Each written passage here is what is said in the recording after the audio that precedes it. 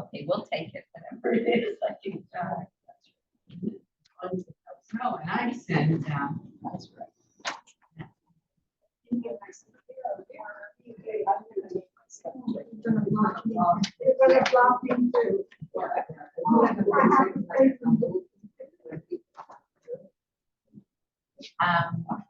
Should I use Yeah. use the microphone? Yes, please. Okay, better for you. Better for the Yeah. Zoomers. Yeah. Better for you. Okay. Shall I- Yep. We're ready. All right. Good afternoon, ladies. Very nice. But yeah, but no gentlemen. Is that what you're saying? Or no? Because usually well, there's a man, I say ladies and gentlemen, but ladies. So, okay. Maureen. So how many of you, besides I know one, you read it? Okay, good. Okay. Maureen is the third book in this, what turned out to be a trilogy, the Harold Fry trilogy, which when the author started writing the books, she did not intend it to be a trilogy. The first one was called The Unlikely Pilgrimage of Harold Fry, which became a bestseller. It was published, now I know it's at least 10 years ago, 2012. So 2012.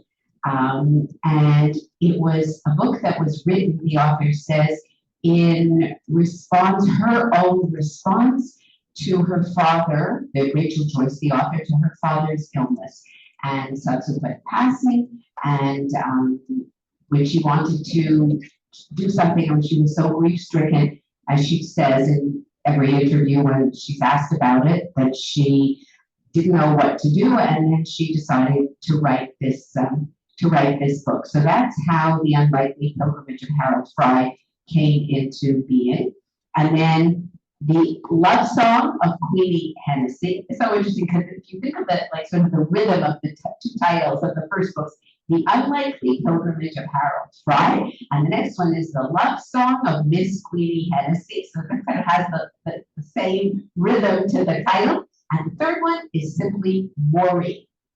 Although I found out that Maureen is the Canadian and American title of the book. If you look in, I have here because I have a Canadian edition, and in the British edition, the title is, and it's interesting because it says Maureen, and the subtitle, or at least I guess the series title, is A Harold Fry Novel.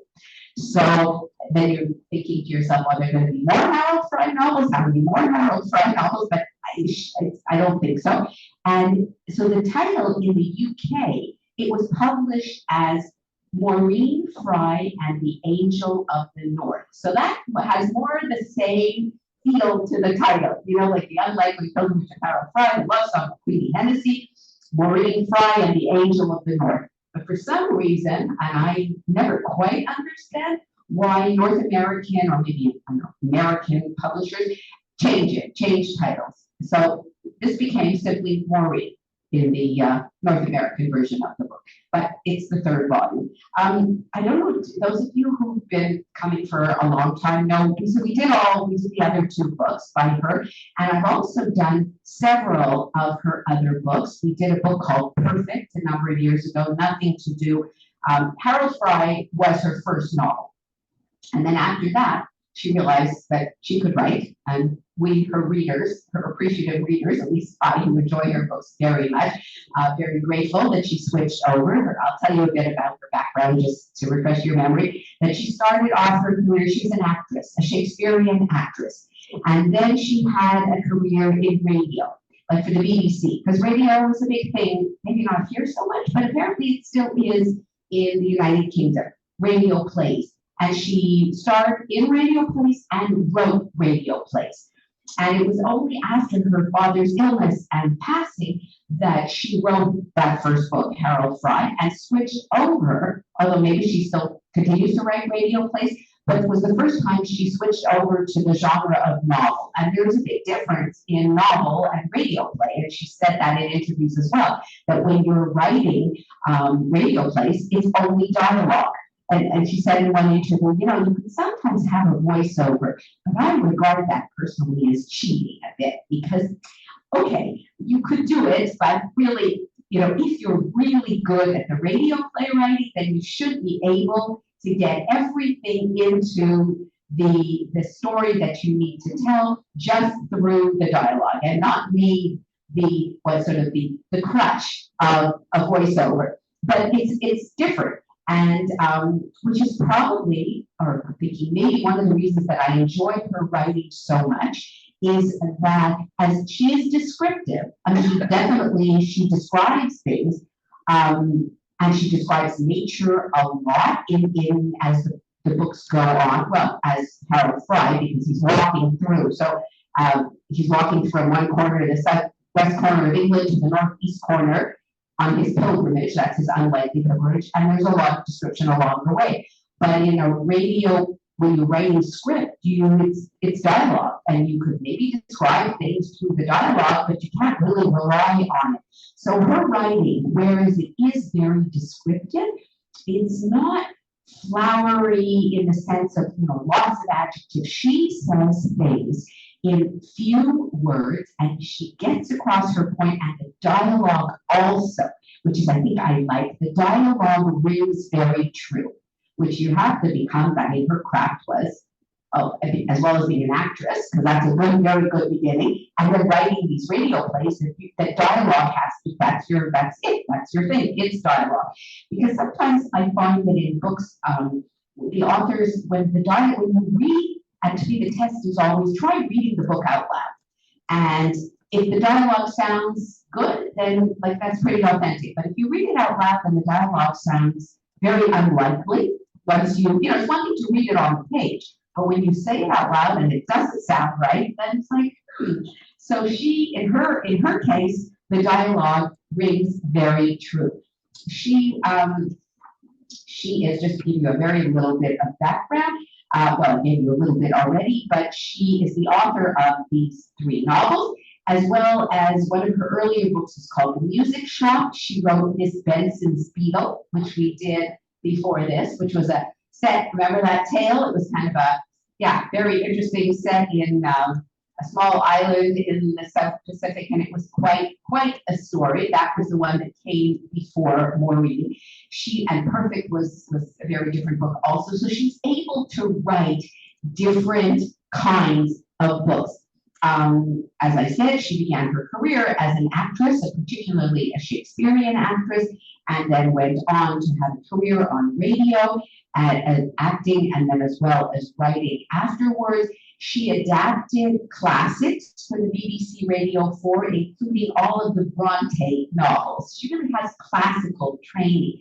She moved to writing after a long career acting, and that's what she does now. She's in her 60s, so she was in her 50s when she wrote her first novel, when Harold Fry was written. And there was an interesting interview that I found with her for Audible, which is, I guess, they're the ones who recorded her, you know, the book. I don't know, did anybody listen to the audio version of this? Just that you did.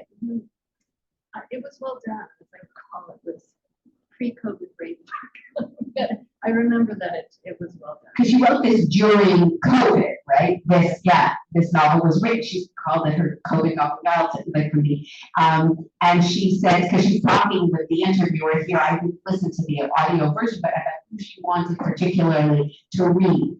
And because that's what it is. I mean, it's when you listen to books on tape, or books on tape, dated phrase. When you listen to audiobooks or whatever, ebooks, whatever, then there you are. You're getting it as kind of thinking of it like a radio play, except it's not a play because the whole thing is being read, you know, including the non-dialogue parts. But anyway, so this interviewer says to her, I'd like to talk to you about Maureen, your latest book, Welcome Rachel. And she said, and she's asked, you know, I'm really fascinated by some of the things that you wrote in your prologue, which I think really added a lot to the trilogy. So how does this middle, and Maureen is the smallest book of the trilogy. It's the sort of wrapping up and closing of this, of the trilogy, which as Rachel Joyce said, she didn't know it was going to be a trilogy. And she has a short prologue at the beginning of the book, which she entitles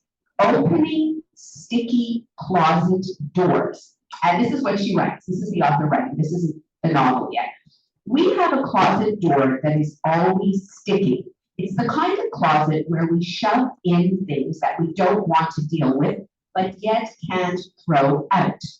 And part of the deal with the stickiness of this door is that you know its difficulty will make it even easier to keep closed and ignore what's behind. To me, writing is about opening those kinds of sticky doors. The kind of doors your characters will do everything they can to convince you are not there. And I also very much enjoy when I read about these authors and they talk about their characters as if they are real people. And the characters tell them what to do, and the characters have minds of their own, and the characters develop, and they, the author, just, they go along for the ride, because what else can they do? Which for non-writers is an interesting way of looking at things, but this is how many writers see it. So, closed closets complete with wallpaper over the top, she writes. More than 10 years ago, Harold Fry stepped into my imagination and transformed my world. He had been around me since my father's death. Writing about his journey to save his dying friend in the unlikely pilgrimage of Harold Fry helped me in some way to bear my own grief. He also helped me fulfill my deeply held longing to finish writing a book that someone might consider for publication. Remember, she never published a book before. I have a lot to thank Harold for. And after that, he made his way without me into the minds of other people who read his story and met him within their own imagination.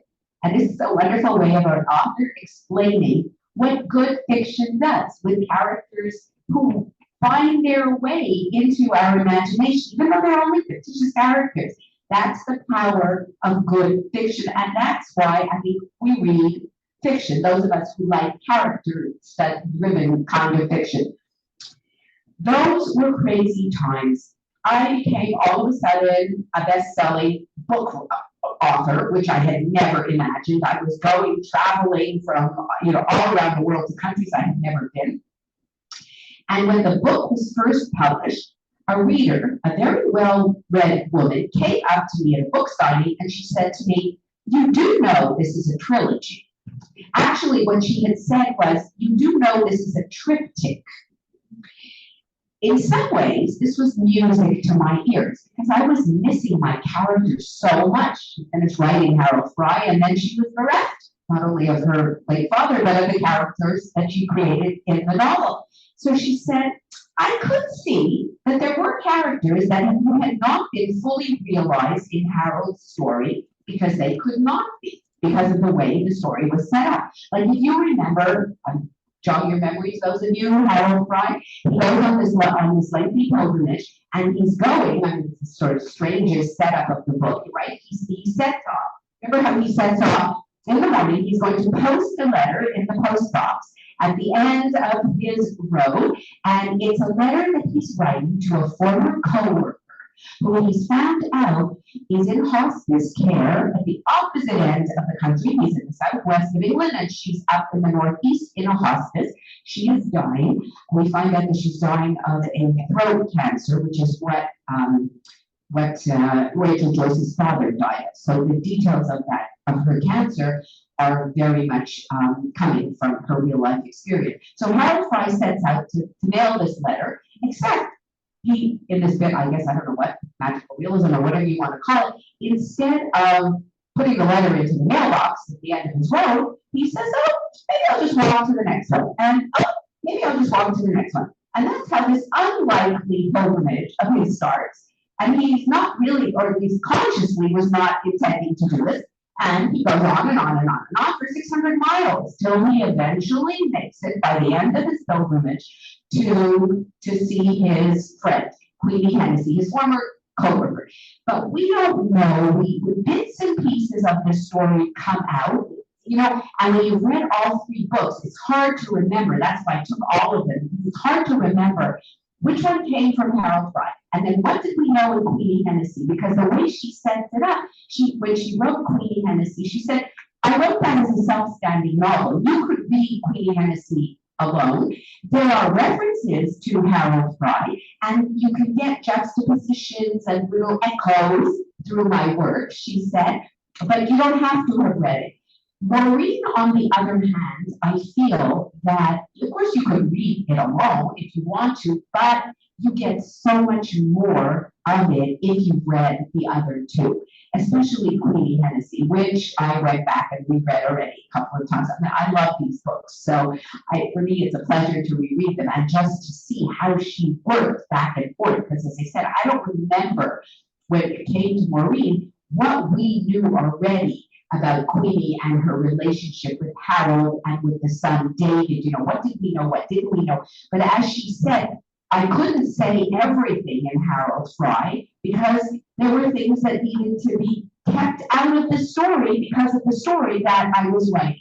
And the title of that book alone, it's not the unlikely walk of Harold Fry or the unlikely, I don't know, what else could you have called it? Adventure, yeah.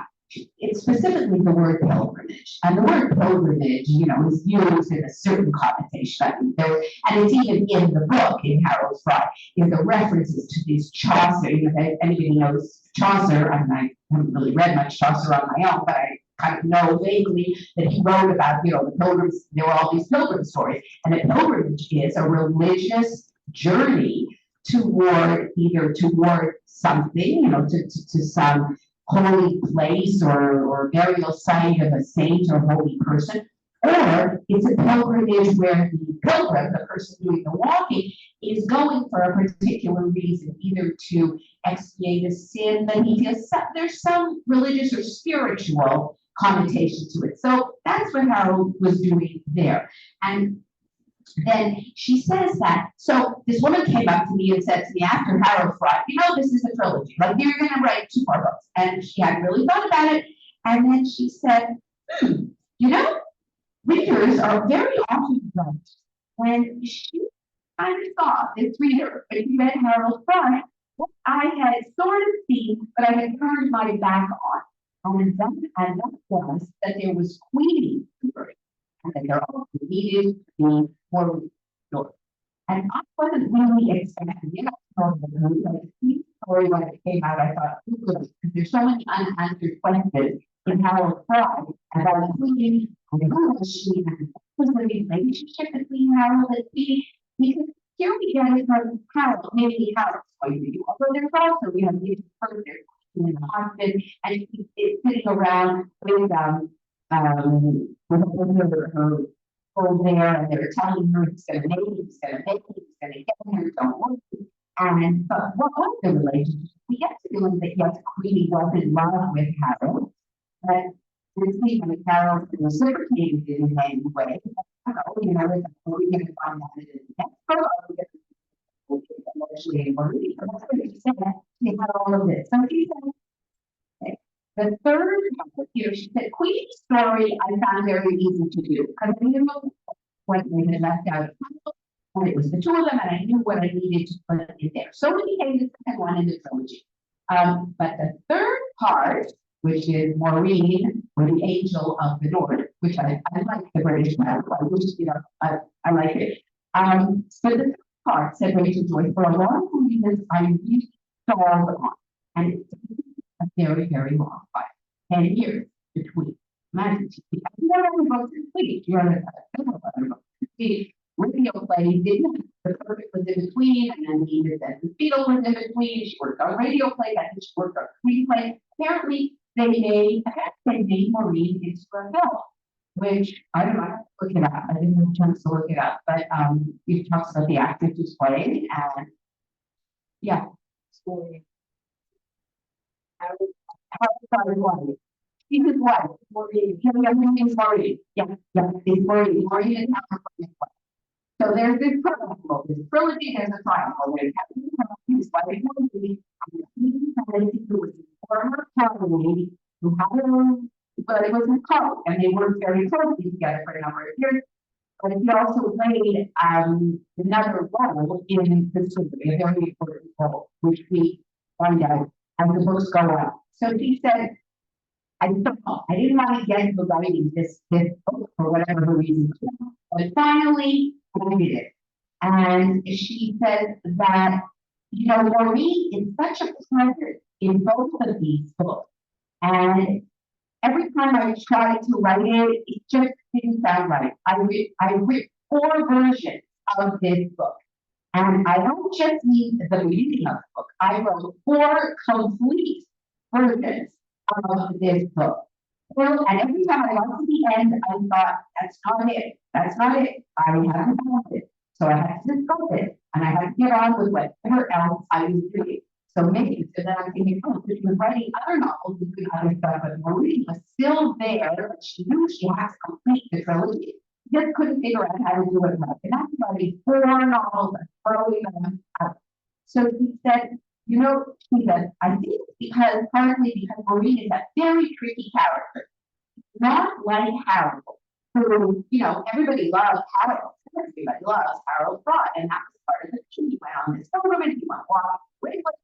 Everybody loved him. He picked up people along the way. He joined him as he wanted, and he would do whatever his master, but not that he had to anything. He was the least unassuming man who never would have thought he would have influence over anybody, but he somehow did. And then the people would leave, and then they'd come back, and he made his journey. Maureen, and he was very likable, and still so likable when you meet lovely Harold. His memory is not quite okay, and the way she writes about him too is so beautiful, with just these little hints here and there. But his loveliness is still there. He's not cranky, he's not irritable, and Maureen is not an easy character. She's not like Harold. She's very tricky, says her creator, Rachel Joyce, because despite that Harold was a quiet fellow, he had a kind of openness and extroverted quality, says Rachel Joyce, that people just were attracted to him. He wasn't, you know, loud or showy, but he just had that kindness. Whereas Maureen is much tighter, and she's shy, and she's very guarded. And she has a tendency to say the wrong things. And if you remember in the book, there are some scenes where Maureen is writing about how she cringes inside, but that's her character. She just can't help saying the wrong things. They just come out of her mouth. And as she says them, she knows that they're terrible and she shouldn't have said them. And so she was a much trickier character, says Rachel Joyce, for me to negotiate.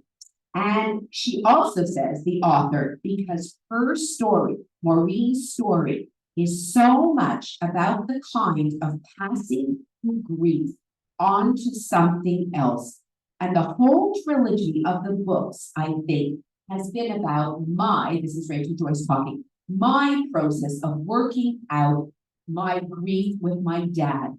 I was never really ready until very recently to think about facing that last, and I don't know if it's the last stage, because the grief I think is always there with you of a loss, but a kind of essential stage of letting go. So she was working through her grief over her father's passing, her father's death, in these books, and it took her like over 10 years to be able to do it. And she says, I think that grief has become a central theme, although it probably always was, in that I was writing radio drama for years before I started writing novels, and it was kind of present there as well. I think sometimes we have a sort of tendency, and we don't quite know where to put it. And I'm probably, as a person, a bit on the downward inflection, is how she worded it. You know, I have that in me, and I'm trying to make myself more upward, but my nature is downward.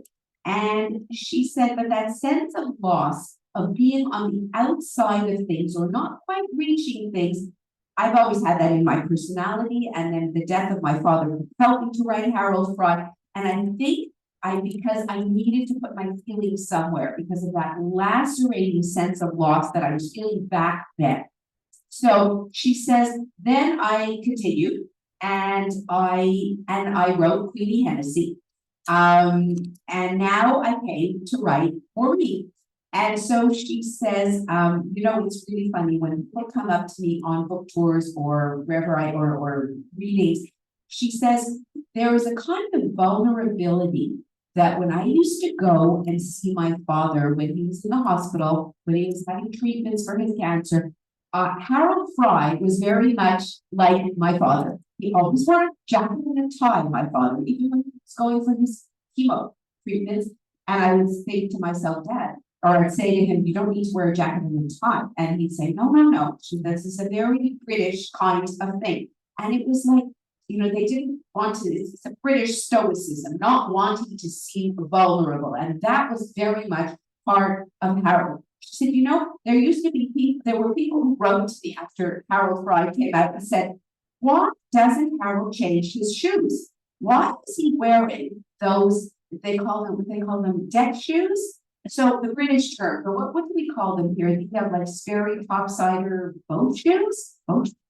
So in England, they're different terms, deck shoes. And that's what Harold wore. In fact, on the British cover and the European cover of Harold Fry, there's a picture of Harold's shoes. That's the thing. And so she said she'd have these readers coming up there and saying, why is he wearing boots? I can't bear the fact that he's not wearing proper foot gear and he's doing this walk. And then I would have to say, well, it's a story and it's a little bit metaphorically and he wears his shoes. And that's the whole point because he has to do it his way. He's not doing it the way other people would do. And also said, because my father wore those kinds of shoes.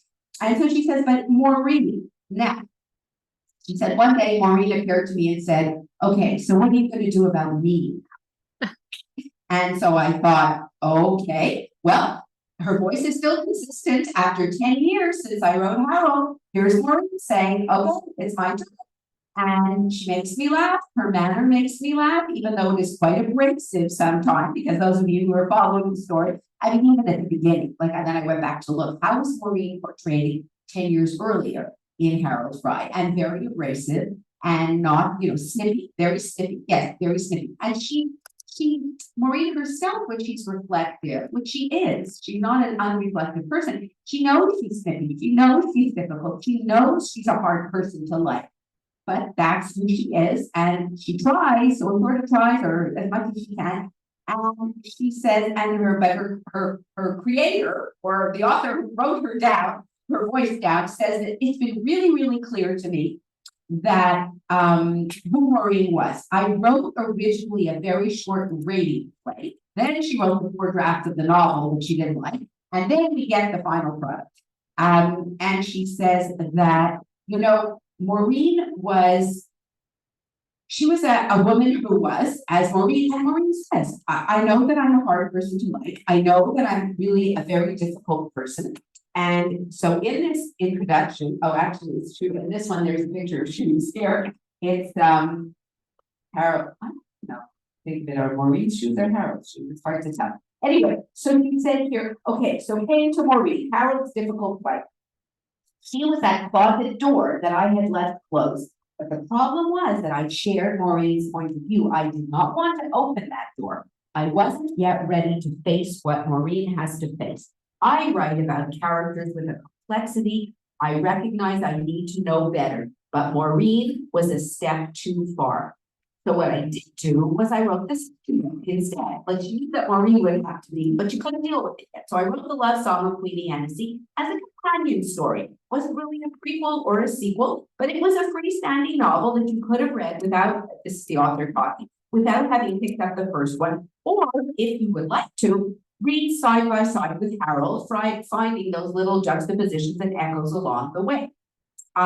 So she wrote that, and then there was Queenie, and Queenie was brought into the open, and then she said, okay, but there was still that closed closet sticky door that had Maureen behind it, and I kept it closed, and mostly I would say I got away with it, except that I knew I hadn't. And then came the COVID-19 pandemic, And with it, there was lockdown. And we all experience what Maureen experiences when Harold begins his walk to Queenie. That sense of existing within the confines of the same four walls. That strange disabling of time and boundaries. Do we remember that? I mean, it wasn't that long ago. Now we're out in the free world, but it wasn't that many years ago that we all, the whole world of varying degrees, went through this period of lockdown and normal life was totally suspended, at least at the very beginning. I mean, remember that March? Really? It was March 4 years ago, March of 2020. When the world closed down and it was going to be for 2 weeks, the water was going to be closed. And I remember thinking, oh, I won't swim for 2 weeks. Okay. Yeah, yes. And so she said, and I thought a lot about Maureen because I had a lot of time by myself to think. I thought about how grief and loss can become our identity. And it's one that can keep us by ourselves, not with those who have died, because we're really not, we can't be with them. They really have gone. But we're not with the living either. And I thought about how hard it is to move on without feeling deep down that you have betrayed the person that you have lost. I thought about my own relationship with my father and how even 15 years after his death, I had never really allowed myself to say goodbye.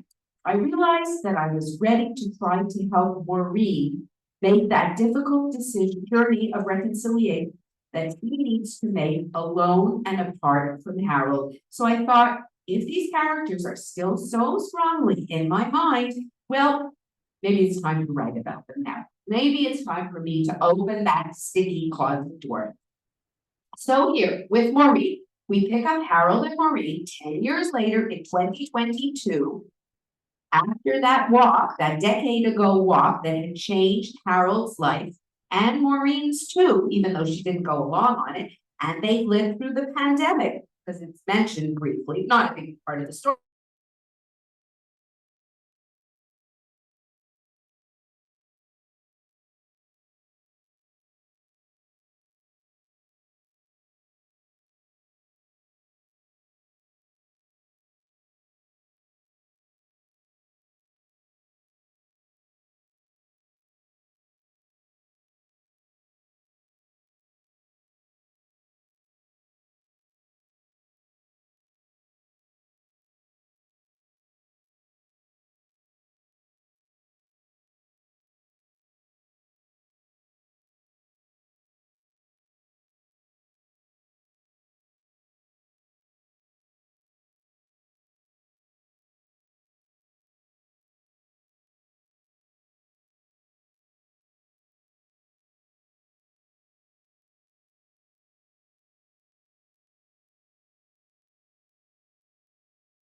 Terrible loss, and now it seems they are able to reconnect.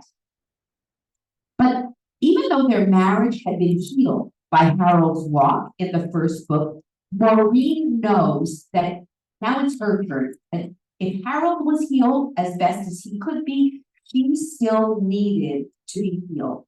And she needs to make her own journey, whatever it's going to be. She needs to make, whether it's going to be a physical journey or some kind of emotional, psychological journey, something that will bring her, hopefully, if ever possible, to the place where Harold was brought after his pilgrimage walk, to a sense of peace and acceptance, as much as one can ever be peaceful and accepting of such a tragedy in one's life, to lose a child, and that whole story, the tragedy and the son is so unhappy and so has had such a disturbed life, and when he finally kills himself, it's just so horrible, and so that permeates all three books. Even though Queenie Hennessy is about Queenie Hennessy, Harold Fry is also about Harold Fry, and so, but Maureen. So she said, so I felt that I had set something up with Harold's pilgrimage, something about the kindness, the beauty of strangers, I suppose, that I needed to test, to see if it was the same 10 years later, given how much the world has changed. And the result is this book. That's how she introduces it. So my reader was right, as readers usually are. It was a trilogy after all, and maybe even a triptych. The triptych is, you know, when you, these works of art and they're done in three panels. So that's the difference, I guess, technically between the trilogy is three different works, separate works, and a triptych is kind of how I've arranged this here. I don't know, make this to be my triptych. So this is the end of the journey for me. He's telling us, okay, this is it. It's a trilogy, a triptych. There don't need to be any more. This is the end of the journey for me and Harold and his wife Maureen and his old friend Queen. And it is the end too of the tragedy of the young man they loved, all three of them. The closets have been opened and we have looked at what was inside and let it go. It was not so daunting after all. The moment I handed in the final draft of this book, I went into the garden and something happened. I saw, this is how authors, are, and those of us who don't write, aren't like this. I went into the garden and something happened. I saw in the shadows of my imagination a new set of characters, a new set of questions. It was as if they had been politely standing out of view for a long time, each with a suitcase, which is a kind of portable closet, after all, ready to talk with me as soon as I was ready. So I kept gardening and I began to listen as new doors opened. And that's the end of her prologue. So she explains, I thought that was really beautiful, how it comes to be. And then she starts this little book, and it's a very small book. You could read it if you're lucky enough, in one sitting if you have the time. It's really nice to read a small book in one sitting, I've discovered, if you could do it, because you don't lose, like it can become immersed in it. And Maureen's journey is not going to take place by foot. It's going to take place in her car. And it's going to be a much, much shorter journey than Harold's, because he's going to drive to the place. She's also going, and where is she going in this journey? She decides, she gets a postcard. A postcard comes one day to Harold and Maureen, and it says, hello, this is just to let you know that there is this garden, this seed garden that Queenie Hennessy, our former colleague, has created in the north of England, because Queenie had moved up to the north of England, and that's where she was living, and she made this garden.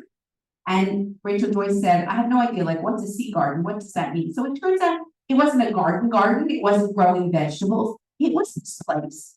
And Rachel Joyce said, I can just imagine it, although in my imagination, it was set a place because she said, I went up to the northeast and I went to look around.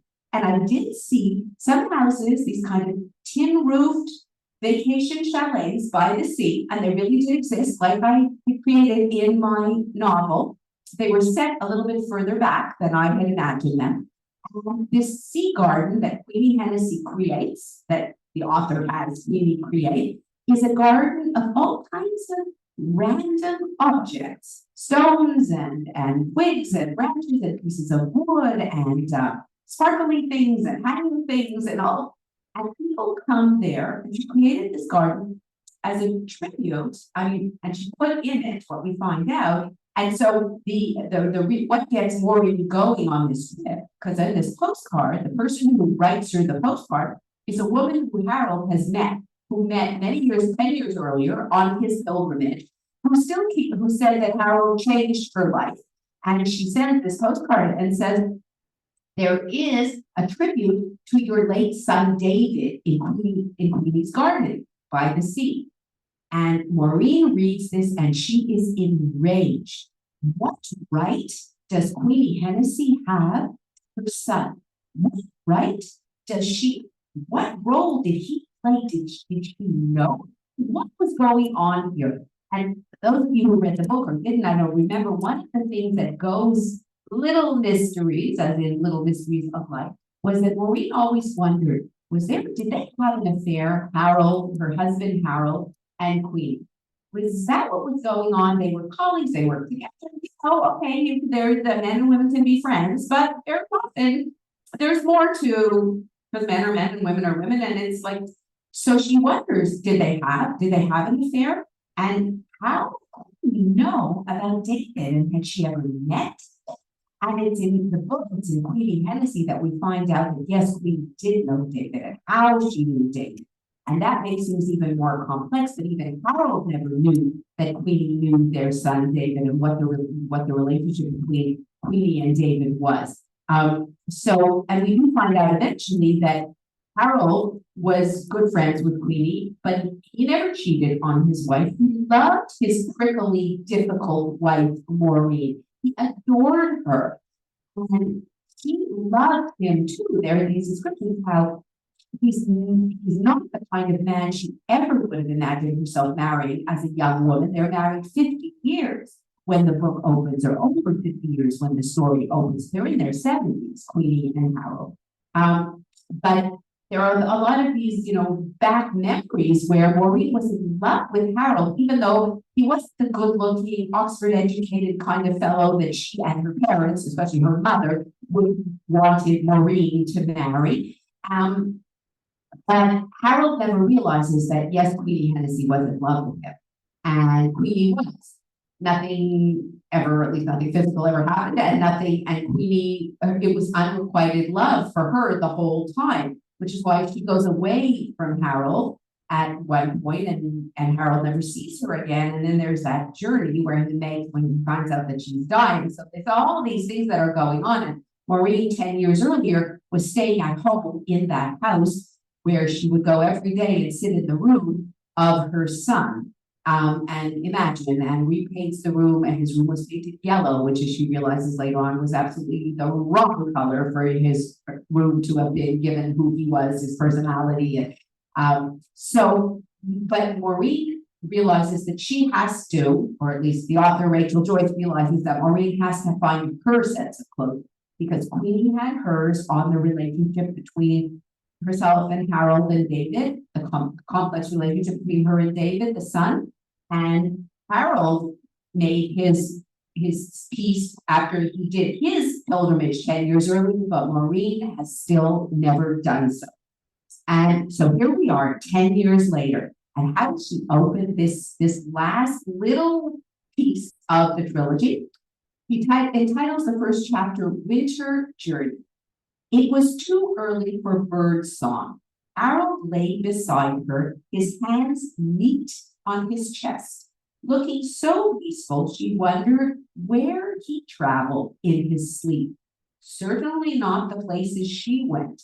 If she closed her eyes, she saw roadworks.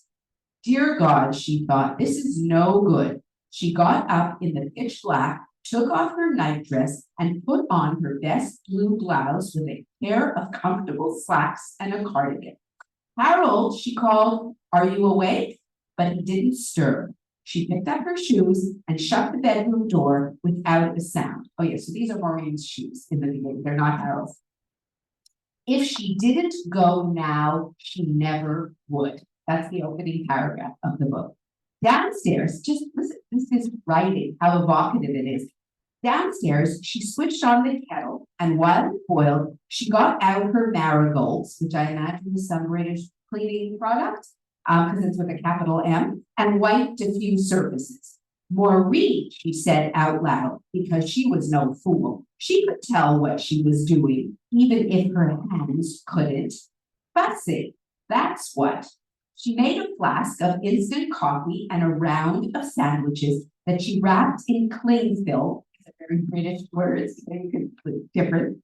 Then wrote him a message. She wrote another that said, mugs, with an exclamation mark, and another that said, thanks, with an exclamation mark. And before she knew it, the kitchen was covered with Post-it notes, like small yellow alarm signals. Maureen, she said again, and took them all down.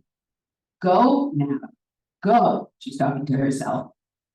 She hung Harold's wooden cane from the chair where he couldn't miss it, and then slipped the thermos into her bag along with the sandwiches, put on her driving shoes and winter coat, got her suitcase, and stepped out into the beautiful early morning. So this is Maureen setting out on her journey, as opposed to Harold, who had set out 10 years earlier wearing his boat shoes without a thermos of coffee or a round of sandwiches, not intending to go on this trek that he was going to set out on, but she knew what she was doing. The sky was clear and pointed with stars, and the moon was like the white part of a fingernail. The only light came from Rex's house next door, and still no birdsong. Meaning it was still very late. It wasn't too early. It wasn't too early for the birds to sing yet. It was cold, even for January. The crazy paving had frozen overnight, and she had to grab hold of the handrail. There were splinters of ice in the ruts between the stones, and the front garden was no more than a few glass thorns. Even just the, thorns, like they're her choice of words. She turned on the ignition to warm the car while she scraped at the windows. The frost was rough like sandpaper, and as far as she could see, slipped beneath the street lamps of Cross Bridge Road, because no one else was out. It was a Sunday after all. She waved at Rex's house in case that he was away, and that was that. And so she mentions here that she tells that they get this postcard, and Harold says to her, "You have to go, Maureen." She had come up with a list of reasons why she couldn't, but in the end she agreed. She offered to show him how to use the dishwasher and the washing machine, because sometimes he got confused about which buttons to press, and then she wrote the instructions down clearly on a piece of paper. "Are you sure," she said again a few days later, "you really think I should do this?" "Of course I'm sure," said Harold. "But who will take care of you?" "I will take care of me." "But what about meals you need to eat?" "Rex can help." Rex is the next door neighbor. "That's no good. Rex is worse than you are." That is true, of course. Two old fools. And he would smile. Only something about that, the completeness of his smile, made her miss him without even going anywhere, so that he could be as sure as he damned well liked, but she wasn't. Anyways, and she goes. So he tells her, go, go, go. He knows that she has to go, and we get the sense here that he's already confused. So it's the beginning, and she never uses the term dementia, but she's afraid to leave him because he doesn't remember things so well anymore. And off she goes, and she sets out, and she has her own adventures. Those of you who read the book, I hope the rest of you will read the book. She goes, and it's not such a long journey, because in a car, which was when we were reading Harold Fry, and if you thought about it logically, you would think to yourself, this doesn't make any sense. He's walking, and he becomes like a real pilgrim. His feet are bleeding, and he develops sores, and he falls, and he's becoming injured. It's like the real old pilgrims making this pilgrimage and having to suffer along the way. And so is Harold, and you think, why doesn't he just get in a car and somebody give him a lift, or take the bus, or take a train? And by the time he has so many followers, gladly hundreds of people would have given him a lift in that. But it's a book, and that was the whole point of the pilgrimage. But Maureen gets in her car, she knows how to drive, she sets off, she drives herself to where she's going. And what was her journey? She figures it's only a day's drive. She's going to go see this Queenie's garden by the sea garden, see what this tribute or whatever this is of her son David. Why should he be there in Queenie's sea garden? But maybe when she goes to see this, it will give her the sense of closure that she needs still 10 years later. And just the way Rachel Joyce writes, those of you who read it, her descriptions of scenes, her descriptions of Maureen, I mean, they are just so, Maureen starts out and she gets into, there's an accident on the highway as she's driving up, and she's not really paying attention, which Maureen is the kind of person who really does pay attention, but she sort of bumps into the car in front of her because traffic is stalled because of a major accident ahead. And then she gets whiplash, and then this nice young man comes out to help her. And then in her great embarrassment, she wets herself. Remember that scene when you read it? And she's absolutely mortified. And she pulls into the nearest rest stop, and she tries to clean herself, and she just can't believe that this had happened, and she lost control of her bladder. And this nice young man who was there helping her, and he must have smelled her and how awful this was. And but the way she writes it, you could just, you empathize with her, even though she's a difficult, when she tells you, I'm a pretty difficult character. I say all kinds of things that get me into trouble. These words come out of my mouth, and I know they shouldn't after I've said them, even though I still mean them, but I know that in general society, I couldn't be saying these kinds of things because I'm very unlikely.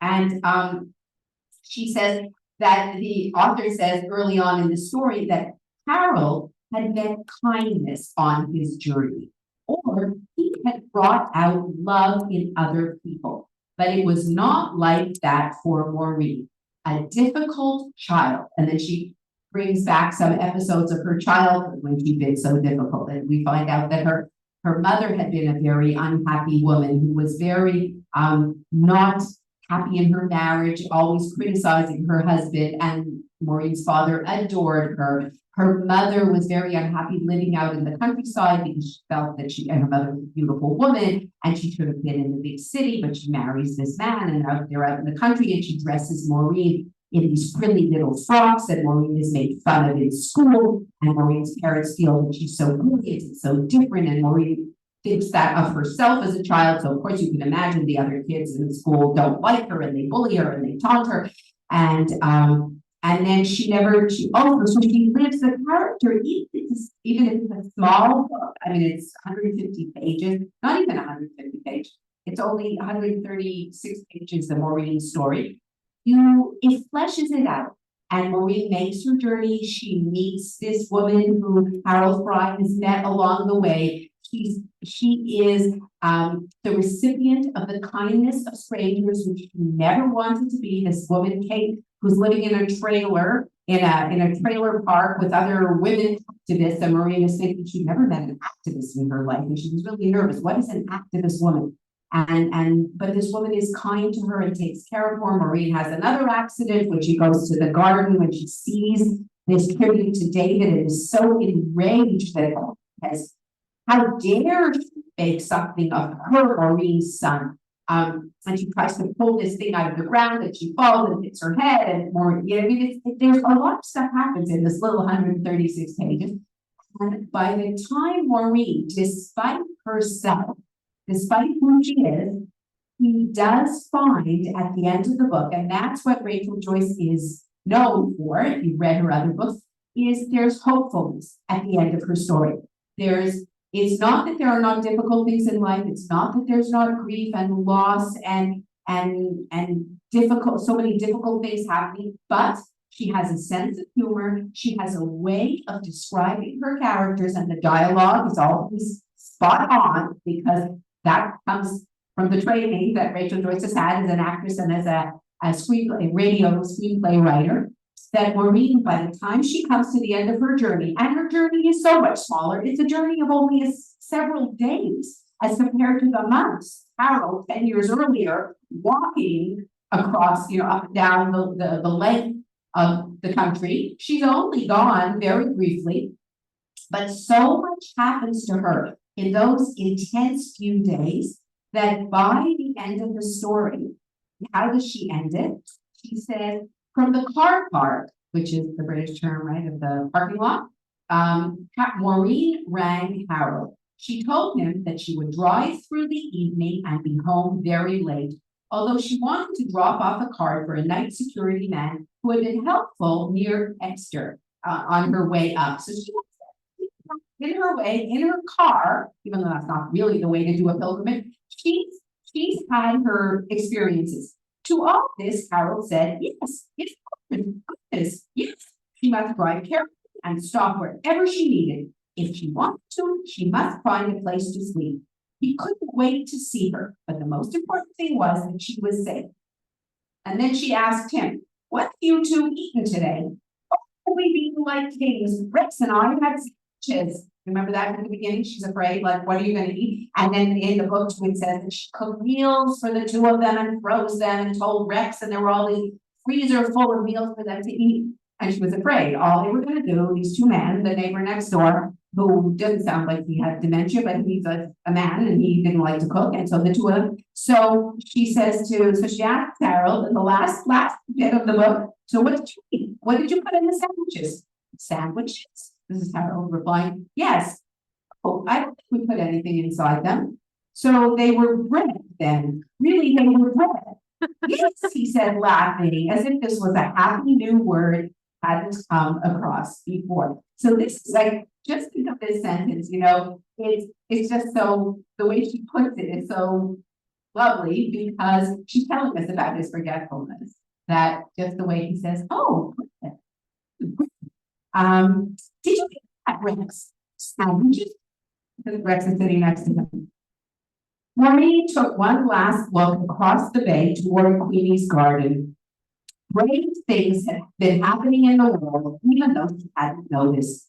Tiny black packages of buds on the branches, and the smallest of shoots from the ground, as green as jewelry. Isn't that a nice way to put it? The buds were little packages, tiny black packages of buds. When you think of, describing little buds on, and the smallest shoots from the grounds as green as wool. The wind felt sharp, and there was still a low ache in her neck.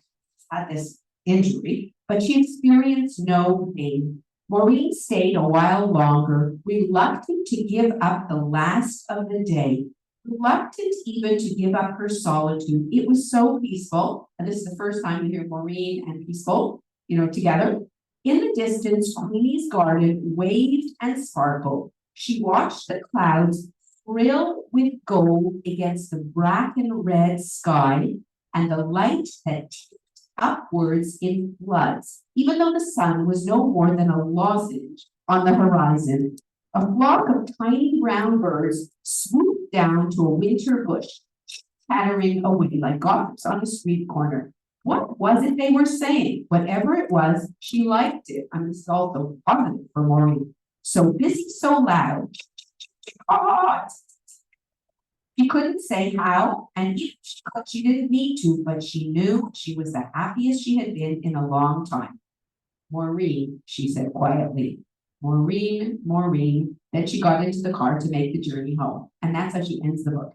So you still have to read it, especially those of you have to read them all. But that's how she ends. So now we know, okay, the trilogy is over. Rachel Joyce can let the other characters come in out of the shadows where they've been standing in the garden, patiently waiting, and she can get on to what she has to. And she says here, and acknowledges, and she thanks everybody. And then there's this really, there's a nice long interview at the back of the copy that I have, and she talks about how she comes to writing it. And then she has the funniest, interesting thing at the very end of the book. She has something called an email correspondence with Maureen Fry. Now, the email correspondence is, of course, an email correspondence because this is Rachel Joyce, who's created a character and is a novelist, has created this email correspondence. So this is how, listen to this. She says, "Dear Maureen Fry, it has become a bit of a thing for me to add extra material to the end of a book."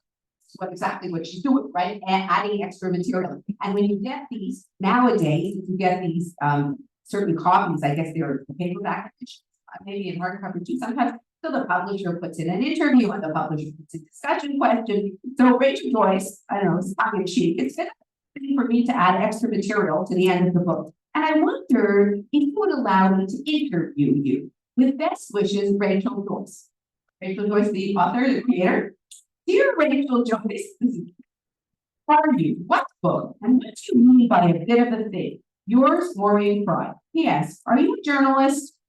Dear Maureen Fry, I'm interested in asking a few questions by email, but you are perfectly at liberty to refuse to answer them. I am not a journalist. I see myself as more of a very close neighbor. Best wishes, Rachel Joyce. Maureen writes back. Dear Rachel Joyce, I'm sorry, I still don't understand. Are you trying to speak to my husband? Yours, Maureen Fry. Yes. Maureen always says yes. Are you the neighbor who insisted on banning soft pants for the National Health Service during the COVID lockdown, even when the rest of us had stopped, thereby disturbing the only person on our road who actually worked night shifts for the National Health Service? Because, during COVID, as a gratitude, apparently they banned pots. But isn't that funny? Maureen says, yeah, so you think you're so wonderful, you're banning these pots in support, and so the only person who really worked night shifts, who should be supported, you were keeping away with your ridiculous banning of pots. That's Maureen. Dear Maureen, no, I am not. Although I admit I did bang pots for a while. I didn't know what else to do, and I liked hearing everybody else bang theirs. Gave a sense of other people during our strange world. Best wishes, Rachel. Dear Rachel, yes, I confess, I banged a few too. All right, what kind of questions? Dear Maureen, questions that might help people understand a little more about you. For example, are you a butter person or a margarine person? That kind of thing. And then Maureen says, I do not eat margarine. You might as well not have toast. So Rachel Joyce says, does this mean we're not, does this mean that we are now having a conversation? Maureen, I'm not sure. We'll see. On the whole, it seems to me that people want to know far too much about one another. And of course, life isn't like that. It isn't that simple. There are people who photograph every meal they eat, every cup of coffee, as if this will make them more transparent, when all it does is reveals that they drink a lot of coffee. Rachel Joyce, are you talking about social media? Anyways, and they go on and they have this funny conversation that goes on for several pages. And at the end, Rachel Joyce says that she asked her a bunch of questions. Is there anything else you would like me to ask? Anything you feel I've missed? And Maureen Fry answers, would you follow my neighbor Rex on Instagram? Rachel Joyce responds, of course I will. I will also follow the cat. My last question, what do you think of the cover of your book? I have to say I love it. Maureen Fry. Book. And that's how she ends. It's always like that, very tongue-in-cheek and funny. So that's the final volume of the triptych of the Harold Fry books. And a really well done, beautifully written finale to complete this trilogy, and it fills in. And now those of you, but it's really worth reading all of them to find out, what it's all about. As I say, to read Queenie Hennessy, you probably could have read on its own. I don't know because I had read Harold Fry, but Maureen, I don't know. I mean, I don't know if anybody just read Maureen and hadn't read the other two books, because it sort of seems, I don't know. Yeah. And the last one you didn't read. Okay, but you had the first one. So in the first one, you can do. Yeah. Any other, like anybody who read all three, and what did you think? Yeah. How did you find, was there closure? And all three of them. Yeah. I think it enriched the experience and the characters, right? Yeah. You finally understood her son. Yes. Right. Although in Queenie Hennessy, you knew a lot more, because in Harold Fry, not much, because Harold didn't know so much, but in Queenie Hennessy, because Queenie had the relationship with David, so you knew that part. And Maureen and her grief and her, but then she's definitely not a sugar-coated character. And Maureen herself keeps saying, I'm a difficult character, I'm a prickly character, people don't like me. I have this habit of saying absolutely the wrong things. These words come out of my mouth. And there is one scene in the book, remember, where Maureen says, and she has this memory always, and it keeps coming back to her, because when she was in the throes of her grief, not that she has gotten over it or anything goes away, but only time can heal the intensity of grief, as we all know, we've lost people. But Maureen goes to a book club meeting at a local bookstore, and this young woman in her 20s has written a book, a novel, but in which a character has committed suicide. And Maureen is there, and she goes through this experience. And she said, and she just can't bear it. And then she stands up at this book club in a bookstore, this book launch, or what it was. And she tells this young woman author, how dare you? How could you? What do you know? And the young woman who never lost anybody personally, who just wrote a novel, is so taken aback by this older woman, Maureen, telling her about, you can't do this, which of course, I mean, people write fiction and novels, and even though you as a grieving person would feel, how can this young kid who never went through anything in life and doesn't know what she's talking about, write about something that I am living with the agony of having lost my son? How dare she put it into a novel?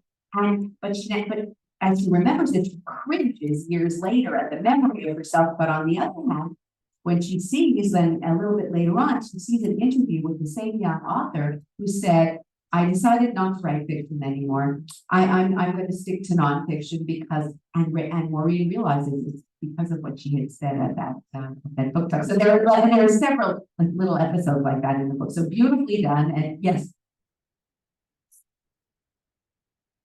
So it sounds like he was, I don't know what the medical term would be, but we find out even that as a young child, he was a loner, he was sad and unhappy. I don't know whether you would say he had bipolar disorder or what his, what the diagnosis would have been, but he was very unhappy as a child. And when Maureen looks back, she knows he was always, and he said to her as a young child, and she remembers him saying that, I'm a guest in this world. And when she says to him, why don't you go play with the other kids on the playground? They like to play with you. And he says, no, thank you. And he remains apart. And then he goes to Cambridge and he's very brilliant and he writes poetry and he does everything.